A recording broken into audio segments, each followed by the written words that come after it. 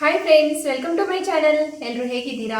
ಚೆನ್ನಾಗಿದ್ದೀರಾ ಅಂತ ಅಂದ್ಕೊಳ್ತೀನಿ. ಯಾವಾಗಲೂ ನಾವು ಪಾಸಿಟಿವ್ ಆಗಿರಬೇಕು, ಹಾಗಾಗಿ ನೀವು ಚೆನ್ನಾಗಿದ್ದೀರಾ ಅಂತ ಅಂದ್ಕೊಳ್ತೀನಿ. ಹಾಗೆ ಇವತ್ತು ನಾನು ಸೋರೆಕಾಯಿ ಸಾಂಬಾರು ಮಾಡ್ತಾ ಇದ್ದೀನಿ. ಸೋರೆಕಾಯಿ ಸಾಂಬಾರು ಹೇಗೆ ಮಾಡೋದು ಅಂತ ನಿಮ್ಮ ಜೊತೆ ನಾನು ಶೇರ್ ಮಾಡ್ಕೊಳ್ಳೋಣ ಅಂತ. ಇವಾಗ ನಾನು ಹೇಗೆ ಸೋರೆಕಾಯಿ ಸಾಂಬಾರು ಮಾಡ್ತೀನಿ ಅಂತ ಹೇಳಿ ನಿಮ್ಮ ಜೊತೆ ಶೇರ್ ಮಾಡ್ತೀನಿ. ತುಂಬ ಟೇಸ್ಟಿಯಾಗಿ ತುಂಬ ಸಖತ್ತಾಗಿರುತ್ತೆ. ನಾನಿಲ್ಲಿ ಒಂದು ಸೋರೆಕಾಯಲ್ಲಿ ಒಂದು ಅರ್ಧ ಮುಕ್ಕಾಲಷ್ಟು ಸೋರೆಕಾಯಿನ ತೊಗೊಂಡಿದ್ದೇನೆ. ಇದನ್ನೀಗ ನಾನು ಸೋರೆಕಾಯಿ ಸಾಂಬಾರು ಮಾಡ್ತೇನೆ. ಇದು ಎಳೆದು ಜಾಸ್ತಿ ಬಲ್ತಿದ್ರೆ ಅಷ್ಟು ಚೆನ್ನಾಗಿ ಬರಲ್ಲ. ಆದಷ್ಟು ಎಳೆ ಸೋರೆಕಾಯಲ್ಲಿ ಸಾಂಬಾರು ಮಾಡಿ ತುಂಬ ಚೆನ್ನಾಗಿರುತ್ತೆ. ಬಲ್ತಿರೋ ಸೋರೆಕಾಯಿ ಅಷ್ಟು ಟೇಸ್ಟ್ ಬರಲ್ಲ, ಚೆನ್ನಾಗಿರಲ್ಲ. ಮಾಡ್ತಾರೆ ಬಟ್ ಅಷ್ಟೊಂದು ಇದರಷ್ಟು ಟೇಸ್ಟ್ ಅದು ಬರಲ್ಲ. ಇದು ತುಂಬ ಚೆನ್ನಾಗಿರುತ್ತೆ ತಿನ್ನಲಿಕ್ಕೆ ಕೂಡ, ಸೋರೆಕಾಯಿ ಎಳೆದಿದ್ರೆ. ಅದಕ್ಕೋಸ್ಕರ ಆದಷ್ಟು ಎಳೆ ಸೋರೆಕಾಯಿನ ತೊಗೊಂಡು ಸಾಂಬಾರು ಮಾಡಿ ತುಂಬ ಚೆನ್ನಾಗಿರುತ್ತೆ. ಇವತ್ತು ನಾನು ಎಳೆ ಸೋರೆಕಾಯಿನ ತೊಗೊಂಡಿದ್ದೀನಿ. ಇವತ್ತು ನಾನು ಹೇಗೆ ಸಾಂಬಾರು ಮಾಡ್ತೀನಿ ಅಂತ ಕೂಡ ನಿಮ್ಮ ಜೊತೆ ಶೇರ್ ಮಾಡ್ತೀನಿ. ಮೊದಲಿಗೆ ನನ್ನ ಚಾನಲನ್ನು ನೀವು ಸಬ್ಸ್ಕ್ರೈಬ್ ಮಾಡ್ಕೊಂಡು ನೋಡಿ, ಹಾಗೆ ಬೆಲ್ಲೈಕನ್ನ ಪ್ರೆಸ್ ಮಾಡಿ. ಬನ್ನಿ ಇವಾಗ ಸೋರೆಕಾಯಿಯನ್ನು ಸಾಂಬಾರು ಮಾಡೋಣ.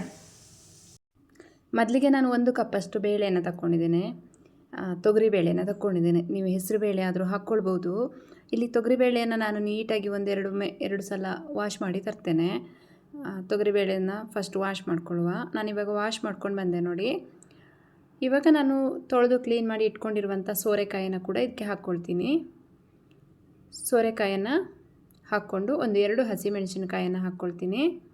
ಹಾಗೆ 1/4 ಸ್ಪೂನು ಟರ್ಮರಿಕನ್ನು ಹಾಕ್ಕೊಳ್ತೀನಿ, ಅರಿಶಿಣದ ಪೌಡರ್. ಹಾಗೆ ಸ್ವಲ್ಪ ರುಚಿಗೆ ತಕ್ಕಷ್ಟು ಉಪ್ಪನ್ನು, ಅಂದರೆ ನೀವು ಸಾಂಬಾರಿಗೆ ಬೇಕಾದರೆ ಮತ್ತೆ ಉಪ್ಪನ್ನು ಸೇರಿಸ್ಕೊಳ್ಬೋದು, ಬಟ್ ನಾನಿಲ್ಲಿ ಬೇಯಲಿಕ್ಕೆ ಎಷ್ಟು ಬೇಕೋ ಅಷ್ಟು ಉಪ್ಪನ್ನು ಹಾಕ್ಕೊಂಡಿದ್ದೇನೆ. ಹಾಗೆ 1-1.5 ಗ್ಲಾಸಷ್ಟು ನೀರನ್ನು, ನಾನಂದರೆ ಇಲ್ಲಿ ಸ್ವಲ್ಪ ಇದು ಮುಳುಗೋ ತನಕ ನೀರನ್ನು ಹಾಕ್ಕೊಳ್ತೇನೆ. 1.5 ಗ್ಲಾಸಷ್ಟು ನೀರನ್ನು ಸೇರಿಸ್ಕೊಳ್ತೇನೆ. ಹಾಗೆ ನಾನಿಲ್ಲಿ 1 ಈರುಳ್ಳಿ, 2 ಟೊಮೆಟೊವನ್ನು ಕಟ್ ಮಾಡಿ ತೊಗೊಂಡಿದ್ದೇನೆ, ಅದನ್ನು ಕೂಡ ಇದಕ್ಕೆ ಹಾಕ್ಕೊಳ್ತೇನೆ. ಈರುಳ್ಳಿ ಟೊಮೆಟೊ ಎಲ್ಲ ಕೂಡ ಇದರಲ್ಲೇ ಹಾಕ್ಕೊಳ್ಳುವ.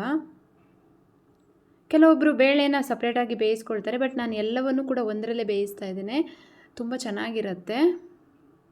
ಇವಾಗ ಇದರ ಲಿಡ್ಡನ್ನು ಕ್ಲೋಸ್ ಮಾಡಿ ನಾನು ಇವಾಗ 3 ವಿಸಿಲ್ ತೆಗಿತೇನೆ. ಇವಾಗ ಒಲೆ ಮೇಲಿಟ್ಟು 3 ವಿಸಿಲನ್ನು ಕೂಗಿಸೋಣ. ಸ್ಟವ್ ಆನ್ ಮಾಡಿದ್ದೀನಿ, 3 ವಿಸಿಲ್ ಆಗಲಿ. ಇವಾಗ ಇಟ್ಟಿದ್ದೇನೆ. ಅಷ್ಟರಲ್ಲಿ ನಾವು ಮಸಾಲೆ ರೆಡಿ ಮಾಡ್ಕೊಳ್ಳೋಣ. ಇವಾಗ ಒಲೆ ಮೇಲೆ ಒಂದು ಫ್ಯಾನ್ ಇಟ್ಕೊಂಡಿದ್ದೀನಿ. ಅದಕ್ಕೆ ನಾನೊಂದು 2 ಸ್ಪೂನು ಎಣ್ಣೆಯನ್ನು ಹಾಕ್ಕೊಳ್ತೀನಿ. ಇವಾಗ ಅರ್ಧ ಸ್ಪೂನ್ ಜೀರಿಗೆ, 1 ಸ್ಪೂನು ಧನಿಯಾ,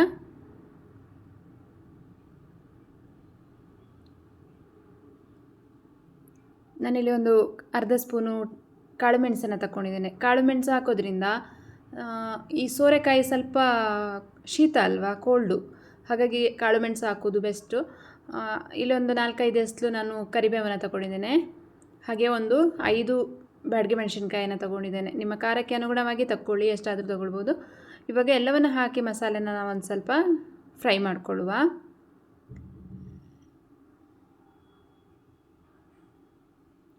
ಮಸಾಲೆನ ಚೆನ್ನಾಗಿ ಫ್ರೈ ಮಾಡಿಕೊಂಡು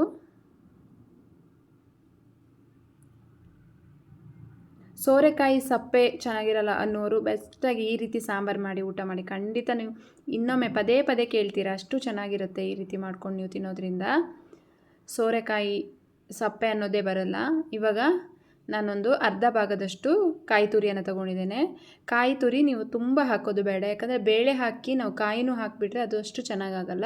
ಹಾಗಾಗಿ ಕಾಯಿ ತುರಿ ಸ್ವಲ್ಪನೇ ತಗೋಬೇಕು. ಇವಾಗ ಹಾಕಿ ಚೆನ್ನಾಗಿ ಒಂದು ಸಲ ಕಾಯಿ ತುರಿನೂ ಸ್ವಲ್ಪ ಫ್ರೈ ಮಾಡಿಕೊಂಡಾಗ ಟೇಸ್ಟ್ ತುಂಬ ಚೆನ್ನಾಗಿರುತ್ತೆ ಅಂತ.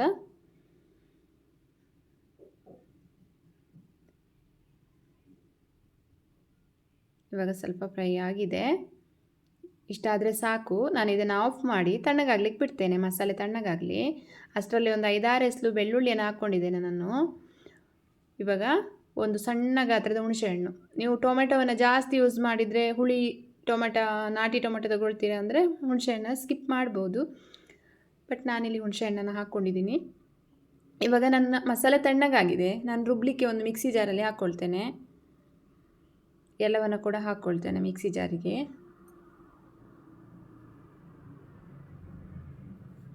ಇವಾಗ ಇದು ರುಬ್ಲಿಕ್ಕೆ ಎಷ್ಟು ಬೇಕು ಅಷ್ಟು ನೀರನ್ನು ನಾವು ಹಾಕ್ಕೊಳ್ಳುವ.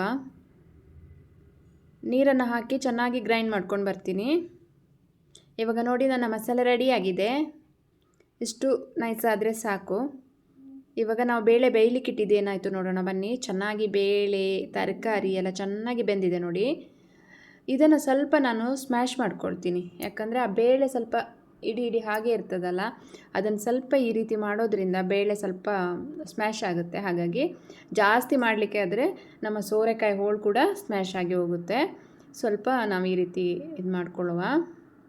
ಇವಾಗ ಮಾಡ್ಕೊಂಡಿದ್ದೀನಿ,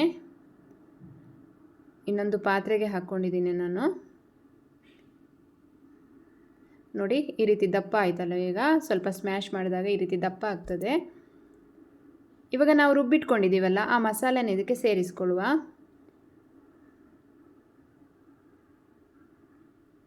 ಮಸಾಲೆ ಹಾಕಿ ಮಿಕ್ಸ್ ಕೊಡ್ತೀನಿ, ಹಾಗೆ ಸ್ವಲ್ಪ ನೀರನ್ನು ಕೂಡ ಸೇರಿಸೋಣ.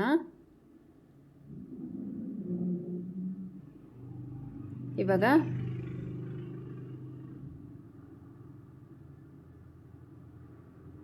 ನಾನು ಮಿಕ್ಸಿ ಜಾರನ್ನು ತೊಳೆದು ಸ್ವಲ್ಪ ನೀರನ್ನು ಸೇರಿಸ್ತೇನೆ.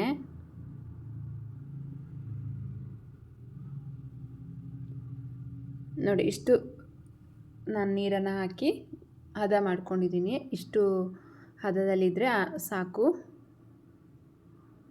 ಇವಾಗ ನಾನು ಇದಕ್ಕೆ ಒಂದು ಸಣ್ಣ ಗಾತ್ರದ ಬೆಲ್ಲವನ್ನು ಹಾಕ್ಕೊಳ್ತೇನೆ. ಬೆಲ್ಲ ನಿಮ್ಮ ಆಪ್ಷನಲ್ಲು, ಬೇಕಾದರೆ ಹಾಕ್ಕೊಳ್ಳಿ. ನಮ್ಮ ಮನೆಯಲ್ಲಿ ಒಂದು ಪದ್ಧತಿ, ಎಂಥ ಸಾಂಬಾರು ಮಾಡಿದರೂ ನಾವು ಒಂಚೂರು ಬೆಲ್ಲ ಹಾಕುವ ಪದ್ಧತಿ ಉಂಟು ನಮಗೆ, ಹಾಗಾಗಿ ಹಾಕಿದ್ದೇನೆ. ನಿಮಗೆ ಆಪ್ಷನಲ್ಲು. ಕೆಲವೊಬ್ಬರಿಗೆ ಸ್ವೀಟ್ ಅಂದರೆ ಆಗಲ್ಲ, ಅಂಥವ್ರು ಸ್ಕಿಪ್ ಮಾಡ್ಕೊಳ್ಳಿ, ಏನು ತೊಂದರೆ ಇಲ್ಲ, ಬೆಲ್ಲ ಹಾಕಲೇಬೇಕಂತೇನಿಲ್ಲ. ಇವಾಗ ನೋಡಿ, ಸಾಂಬಾರು ತುಂಬ ಚೆನ್ನಾಗಿ ಇದು ಕುದಿ ಬರಬೇಕು. ಇವಾಗ ಸಾಂಬಾರು ಕುದೀತಾ ಇದೆ ನೋಡಿ, ಈ ರೀತಿ ಚೆನ್ನಾಗಿ ಸಾಂಬಾರು ಕುದಿ ಬರಬೇಕು. ತುಂಬ ಟೇಸ್ಟಿಯಾಗಿ ನಮ್ಮ ಸೋರೆಕಾಯಿ ಸಾಂಬಾರು ರೆಡಿ ಆಗ್ತದೆ ಆವಾಗ. ಇವಾಗ ಕುದಿ ಬರ್ತಾ ಇದೆ. ಇವಾಗ ಸಾಂಬಾರು ಚೆನ್ನಾಗಿ ಕುದಿ ಬರ್ತಾ ಇದೆ. ತುಂಬ ಚೆನ್ನಾಗಿ ಬೇಳೆ ಜೊತೆ ಸಾಂಬಾರು ಯಾವ ರೀತಿ ಕೂಡಿದೆ ನೋಡಿ. ಈ ರೀತಿ ಅಂದರೆ ನಿಮಗೆ ಎಷ್ಟು ದಪ್ಪ ಬೇಕೋ ಅಷ್ಟು ದಪ್ಪ, ಜಾಸ್ತಿ ದಪ್ಪ ಆದರೂ ಕೂಡ ಚೆನ್ನಾಗಿರಲ್ಲ. ಎಷ್ಟು ತೆಳ್ಳಗೆ ಬೇಕೋ ಅಷ್ಟು ಮಾಡ್ಕೊಳ್ಬೋದು. ಮುದ್ದೆಗಾದರೆ ಒಂಥರ, ಅನ್ನಕ್ಕಾದರೆ ಒಂಥರ, ನೀವು ಆ ರೀತಿಯಲ್ಲಿ ಮಾಡ್ಕೊಳ್ಬೋದು. ಬಟ್ ಇವಾಗ ನಾನು ಇದಕ್ಕೆ ಒಂದು ಒಗ್ಗರಣೆಯನ್ನು ಹಾಕ್ತೇನೆ. ಇಲ್ಲಿ ಒಗ್ಗರಣೆ ರೆಡಿ ಮಾಡ್ಕೊಂಡಿದ್ದೀನಿ ನಾನು. ಇಂಗು, ಸಾಸಿವೆ ಹಾಗೂ ಕರಿಬೇವನ್ನು ಹಾಕಿ ಎಣ್ಣೆಯನ್ನು ಹಾಕಿ ಒಗ್ಗರಣೆ ರೆಡಿ ಮಾಡಿಕೊಂಡು ಒಗ್ಗರಣೆ ಸೇರಿಸಿದ್ದೇನೆ. ಇವಾಗ ನಮ್ಮ ಕಂಪ್ಲೀಟ್ ಸೋರೆಕಾಯಿ ಸಾಂಬಾರು ರೆಡಿಯಾಗಿದೆ. ಒಮ್ಮೆ ನೀವು ಈ ರೀತಿ ಸಾಂಬಾರನ್ನು ಮಾಡಿ ನೋಡಿ, ಪದೇ ಪದೇ ಮಾಡಿ ತಿಂತೀರಾ, ಅಷ್ಟು ಟೇಸ್ಟಿಯಾಗಿರುವಂಥ ಈ ಸೋರೆಕಾಯಿ ಸಾಂಬಾರನ್ನು ಒಮ್ಮೆ ಈ ರೀತಿ ಮಾಡಿ ನೋಡಿ. ಹಾಗೆ ನನಗೆ ಕಮೆಂಟ್ ಬಾಕ್ಸಲ್ಲಿ ತಿಳಿಸಿ ಹೇಗಿದೆ ಅಂತ. ಇವತ್ತಿನ ಈ ವಿಡಿಯೋ ನಿಮಗೆ ಇಷ್ಟ ಆದರೆ ಒಂದು ಲೈಕ್ ಮಾಡಿ, ಶೇರ್ ಮಾಡಿ, ಕಮೆಂಟ್ ಮಾಡಿ. ಹಾಗೆ ನಮ್ಮ ಚಾನಲನ್ನು ಸಬ್ಸ್ಕ್ರೈಬ್ ಮಾಡ್ಕೊಂಡು ನೋಡಿ, ನಮಗೆ ಸಪೋರ್ಟ್ ಮಾಡಿ ಅಂತ ಕೇಳ್ತಾ, ಇಷ್ಟೋ ತನಕ ನನ್ನ ವಿಡಿಯೋ ನೋಡಿದ್ದಕ್ಕಾಗಿ ನಿಮಗೆಲ್ಲರಿಗೂ ತುಂಬ ಹೃದಯದ ಧನ್ಯವಾದಗಳು. Thank you. Bye bye.